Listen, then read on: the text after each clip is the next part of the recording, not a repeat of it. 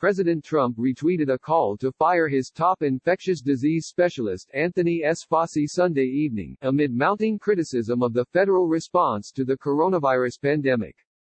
The call from a former Republican congressional candidate, using the hashtag #FireFauci, followed an interview with National Institutes of Allergy and Infectious Diseases Chief Fauci on CNN's State of the Union, in which he said a stronger early response by the administration to the outbreak could have saved lives, but also characterized the decision to implement social distancing guidelines as complicated. Quote, "Obviously, it would have been nice if we had a better head start, but I don't think you could say that we are where we are right now because of one factor," Fauci said on CNN Sunday. "It's very complicated." Fauci also confirmed a New York Times story saying that he and other experts had wanted to begin social and physical distancing measures as early as February. Trump has often in the past shown his anger with critics within his own administration by retweeting the negative or taunting comments of others rather than saying anything himself. It allows him to cry "fake news" when the media interprets the retweeted material as reflecting his views. While he may or may not actually want to fire Fauci, he has used Twitter just to discredit the views of officials with whom he disagrees, retweeting stories and commentary from his favorite news outlets, like Fox News and more recently OANN, the One American News Network. Sign up for our Coronavirus Updates newsletter to track the outbreak. All stories linked in the newsletter are free to access. Fauci, known for his candor but also his diplomacy, has implicitly and explicitly taken issue with Trump on several occasions. Trump demonstrated his apparently increasing irritation last week when he stepped in to stop Fauci from answering a question about the effectiveness of hydroxychloroquine, an unproven drug the president has been touting for treatment of COVID-19, the disease caused by the novel coronavirus. Fauci has also been skeptical of Trump's rush to set a date for lightening up on mitigation efforts to get the economy moving as the 2020 election approaches. Fauci has become a major figure in America because of his prominent role in the White House's coronavirus task force. He has appeared on television almost daily, standing beside Trump during coronavirus briefings and landing interviews on news programs and even late-night comedy shows. He has become so well-known, people have designed donuts, T-shirts and fan clubs to celebrate him. Recent polls have shown that Americans trust Fauci much more than they trust Trump, which could rankle the president. But any effort to hound out Fauci could also further erode public confidence in the president's handling of the deadly pandemic. Fauci is a career government scientist who has never been a partisan figure. First appointed to his position in 1984, Fauci has led the agency, which is part of the National Institutes of Health, under 6 presidents, starting with Ronald Reagan. George W. Bush said he has absolute confidence in Fauci and the other experts leading the way on the coronavirus outbreak. Bush awarded him the nation's highest civilian honor, the Medal of Freedom. And Fauci developed a reputation as a skilled public health expert while combating the AIDS crisis in the 1980s.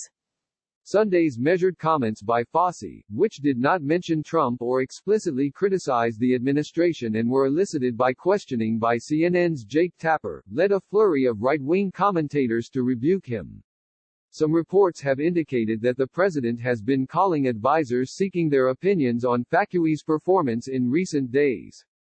Some right-leaning commentators and Trump's online base have rallied behind the president, taking shots at Fauci as their relationship has grown increasingly strained.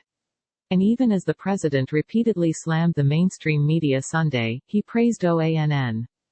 Stuck inside the White House because of social distancing limitations, Trump spent his Easter Sunday railing against the fake news, slamming publications ranging from the New York Times and even Fox News, after criticism of the federal government's slow response to the coronavirus pandemic ramped up over the weekend. As Trump signals readiness to break with experts, his online base assails Fauci. The president attacked the journalists after a New York Times report that the Trump administration had information that could have led to social distancing precautions much earlier and blamed the president's slow response for the scale of the virus's spread and rising death toll. Similar criticisms were echoed in many news reports Sunday, sparking heated retorts from Trump even for Fox News. In an interview with Fox News' Chris Wallace, Tom Inglesby, director of the Johns Hopkins Center for Health Security, also said the U.S. would be in a much better position if the Trump administration had acted more quickly. That interview inspired Trump to blast the right-leaning news network and Wallace personally, calling him a Mike Wallace wannabe, a reference to Chris Wallace's father, the legendary investigative broadcaster who died in 2012. What the hell is happening to at Fox News, Trump tweeted Sunday. It's a whole new ballgame over there. The personal attack on Wallace drew a rebuke from Jedediah Bila, a weekend co-host of one of the president's favorite shows, Fox and Friends. Enough with the third-grade name-calling, she said. Chris is doing his job. Here are relevant excerpts from Sunday's Fauci interview with CNN's Jake Tapper. Tapper, The New York Times reported yesterday that you and other top officials wanted to recommend social and physical distancing guidelines to President Trump as far back as the third week of February, but the administration didn't announce such guidelines to the American public until March 16, almost a month later. Why? Fauci, you know, Jake, as I have said many times, we look at it from a pure health standpoint. We make a recommendation. Often, the recommendation is taken. Sometimes, it's not. But it is what it is. We are where we are right now. Tapper, do you think lives could have been saved if social distancing, physical distancing, stay-at-home measures had started third week of February, instead of mid-March? Fauci, you know, Jake, again, it's the what would have, what could have.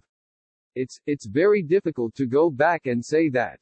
I mean, obviously, you could logically say that if you had a process that was ongoing, and you started mitigation earlier, you could have saved lives.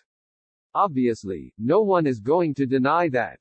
But what goes into those kinds of decisions is complicated.